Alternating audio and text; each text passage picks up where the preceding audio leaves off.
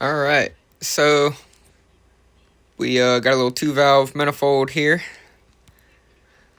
They are seeping, so I'm going to go ahead and open them up, have the water turned off, let them drain out, swap them out, give the irritrols, get in some commercial grade PGVs from Site 1. So we'll go ahead and head over to the vacuum breaker and turn that water off now.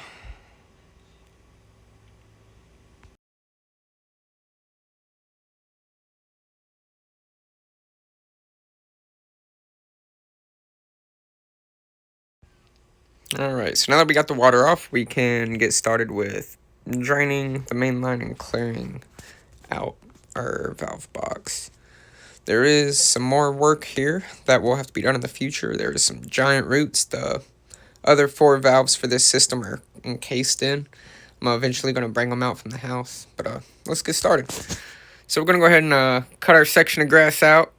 We're going to do a good foot back or so from all the way around the box, and then we're going to clear out another couple feet back where the pipes are leading to for our zone lines connecting. And so we'll go ahead and get that started now. So I am just going about a shovel length deep and kind of putting it in at a 45-degree angle and then prying up a little bit just so we can get that grass out there neatly and put it back neatly, as you'll see when it comes to our finished result.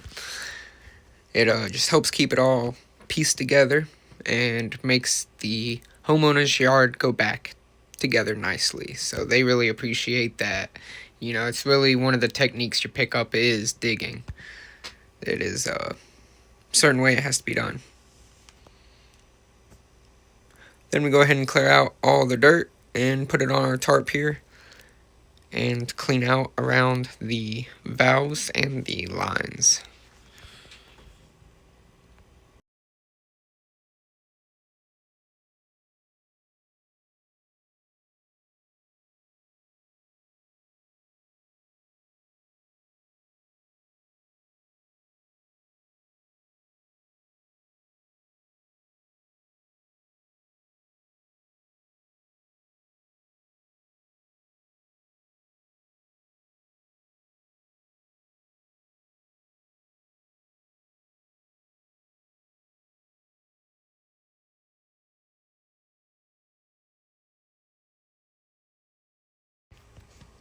Alright, so we then clean around the valves, clean up the manifold, get it ready for extraction, and then we start building our manifold by taping up the valves. We're using the 1-inch Hunter PGV MIPTxBarb. We're going to wrap it about 3 to 5 times.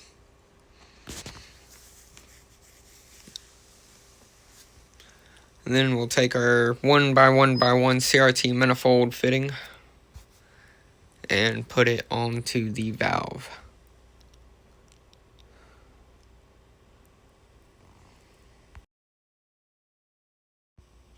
Alrighty.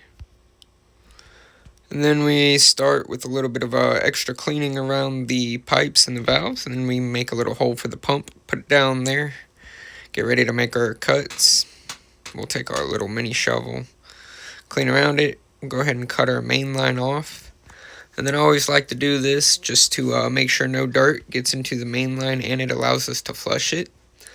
So what I'll go ahead and I'll do is I'll put an elbow into the main line and then grab a real long piece of poly, like 6-7 feet or so, and put it on the other end of that elbow. Get it away from your valve box where it won't flood back in. And just go and turn the water on, run it for 10-15 seconds, purge your main line, get it all flushed out nice and clean. And then you'll make sure you're not putting any dirt or rocks in it. Just keep that pipe on there until you're done working with it, you know, until you're ready to hook the main line into your valves. It all really kind of varies on how the current manifold that is there is set up, really, when you're replacing a manifold. But if you can do this, it's one of the better options.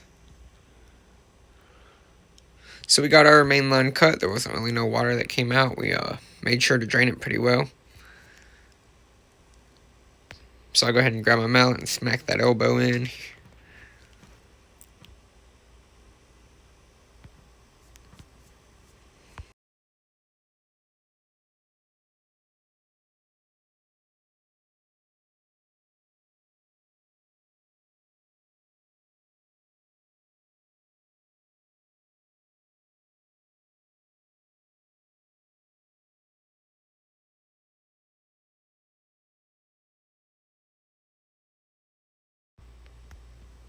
So I'll go ahead, grab the long piece of pipe. I got my clamps before the elbow. I'll make sure I have my clamps after the elbow in case I cut it.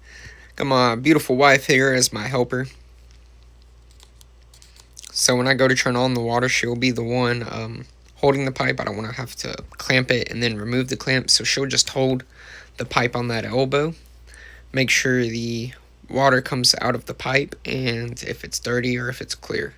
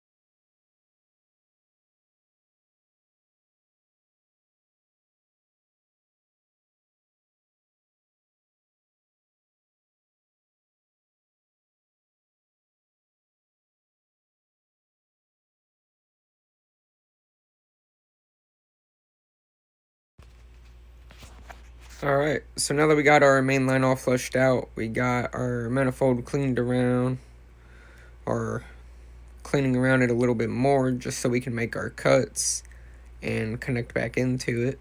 We're going to line it all up nice and even. This would have been a really easy situation where I could have used Dora fittings. They're just more expensive. I didn't have them on me. Didn't want to run and get them, but Dora fittings kind of go. They line up just about the same as poly tees or PVC tees do.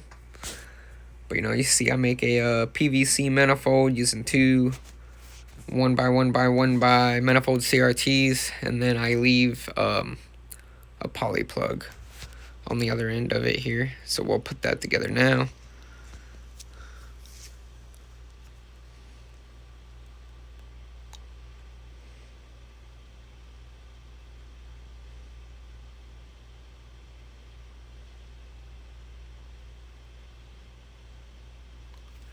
You see I went out at a sideways angle there, so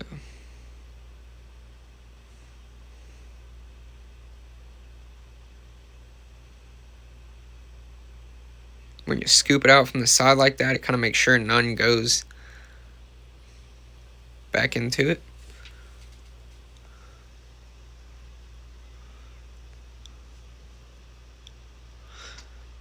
But this is the zone lines coming out, so if a little gets in, it should wash out, come out of head.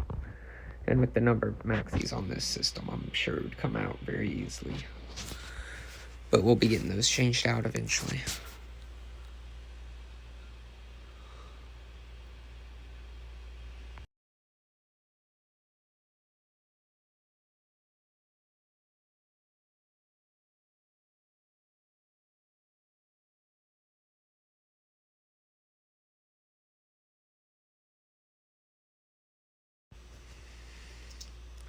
So I'll go ahead and get our poly plug put into the pipe. We're going to cut it about the same size as our manifold tee. Give it just enough room there.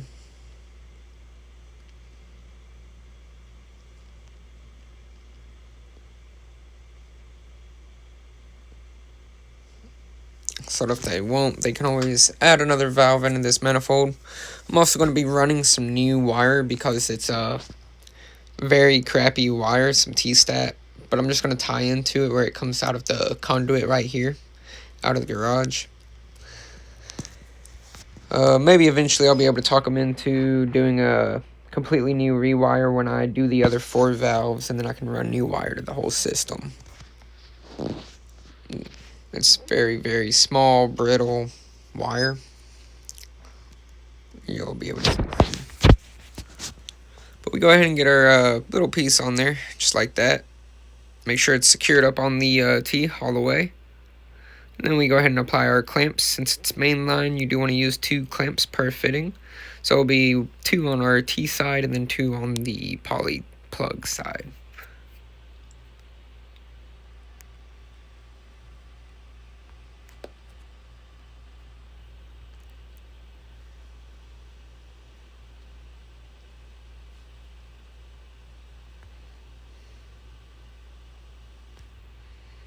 So go ahead and crimp those clamps now, starting with the far one. And I'll get right on that last barb, and then crimp it.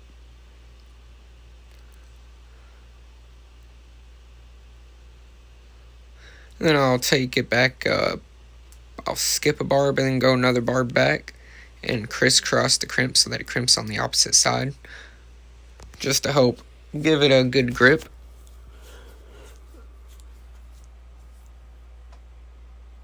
And then we'll do the same with the poly plug side.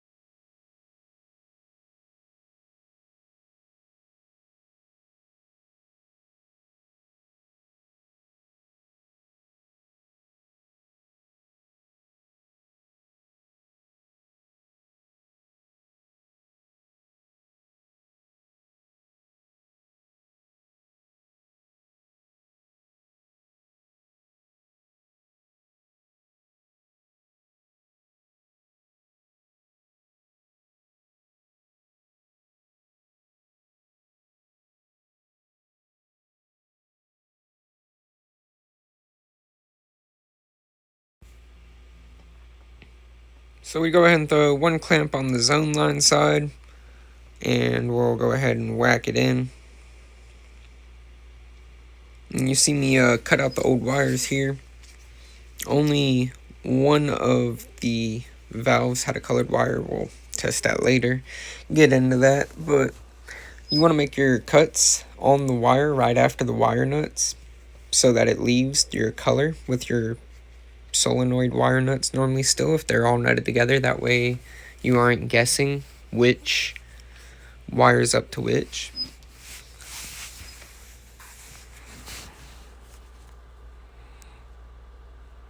So we go ahead and put 1 clamp on our zone lines, 2 clamps on the main line per fitting.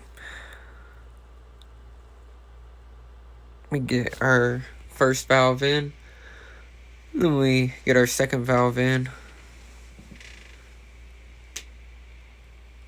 When you're hammering in, you want to make sure to hit the fitting, or you want to be careful to not hit the valve, because you can break the bleeder or solenoid. But the rubber mallet should not harm the valve itself.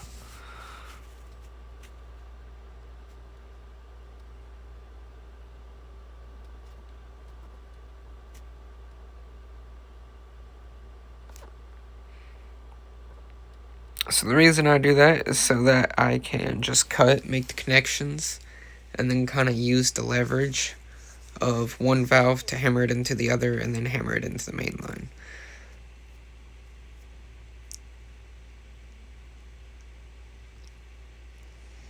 So as you see, I make the cut now of the main line. A little bit of water comes out from where I flushed it earlier.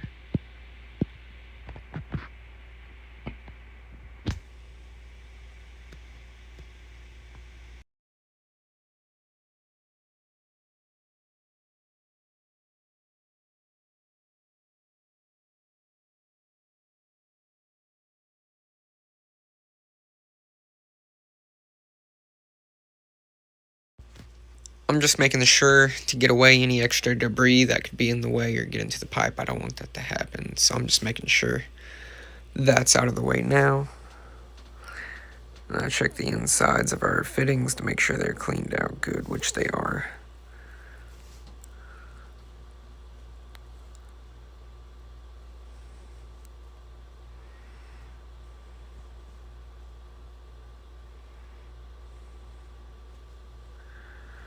And then measure the cut to connect the two T's together.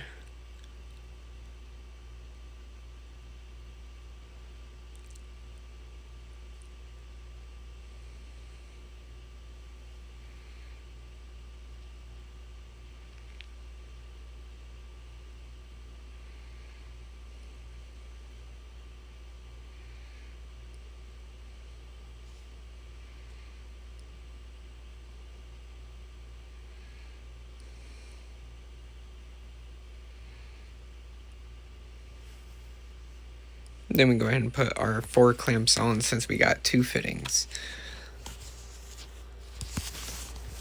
So I do another 4 clamps here, 2 for the elbow, 2 for the T.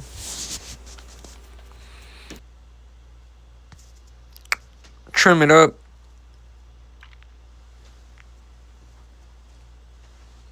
I'll start from it facing up and kind of bring it down at an angle to where it goes into the T as I'm pushing on it. And then I give it a good whack on the elbow to get it all the way in.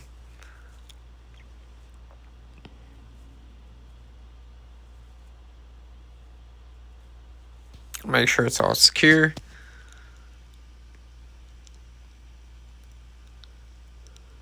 And then I do my final crimping, crimp everything.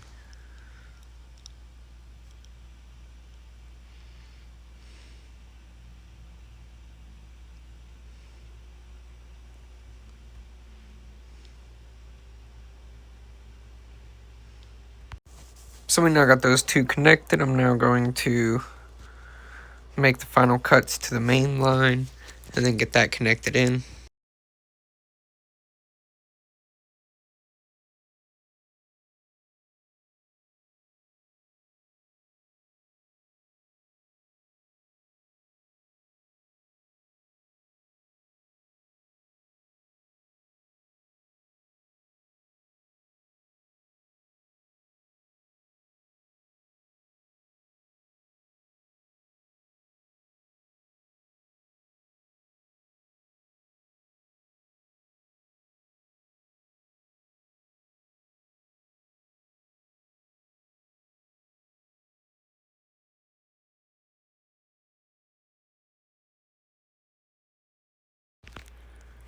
Alrighty, so now that we've got everything crimped, we are now going to start wiring. So, it is very cheap, shitty T-stat wire. I go ahead and I clean it off. I'm going to go ahead and connect some new wire to where it comes out of the ground, just to run it to the valve so that it's better to work with in the future.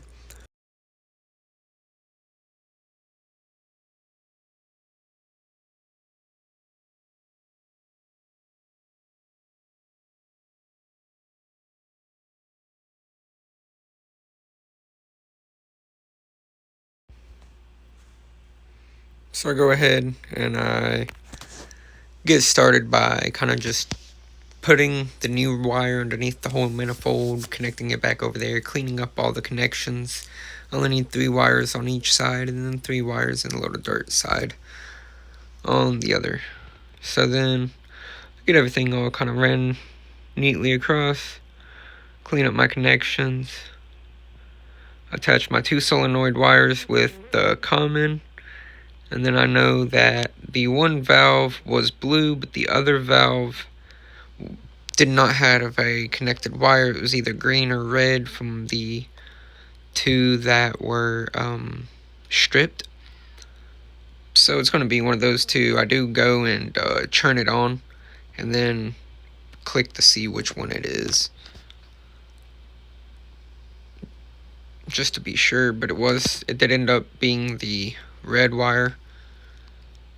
So then I go ahead and I tie the commons into both the valves, the blue into the second valve, or the first valve, the one closest to the main line.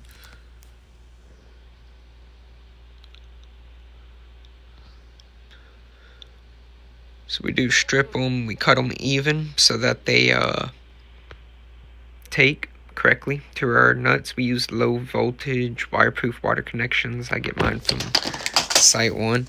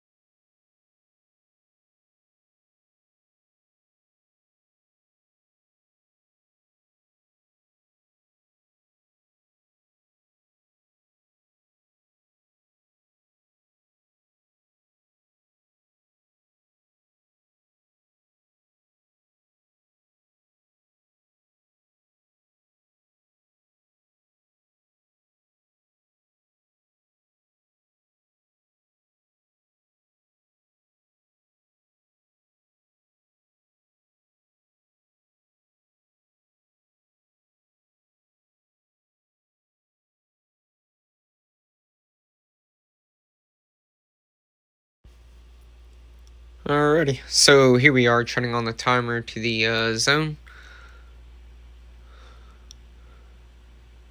The wires that are in there are really crappy, and they are not the colors that they are out there either.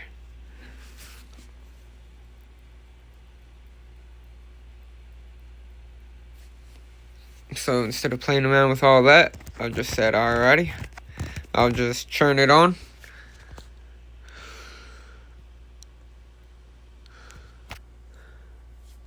Yeah, as you can see, the wires aren't the best, but hey.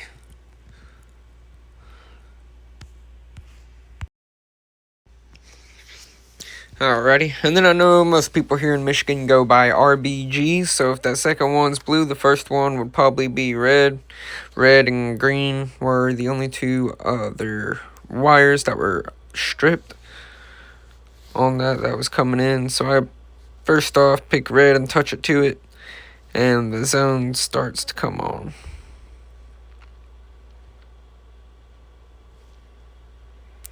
And that happened to just be the zone that was right here.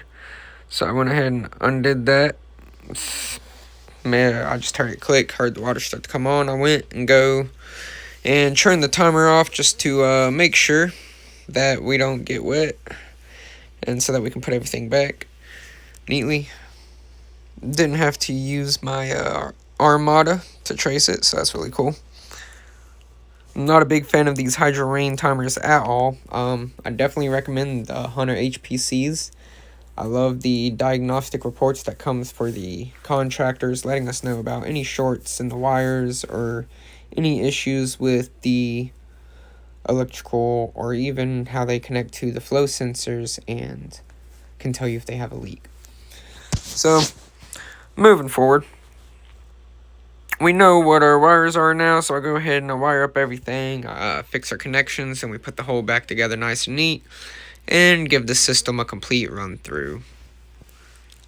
Make sure everything's working, clean up everything, and get it back to how it was before we came.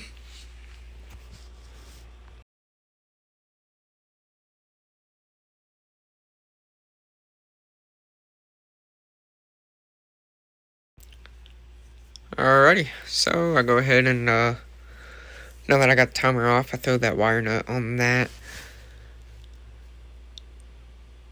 red wire, get it wired up, and clean this up.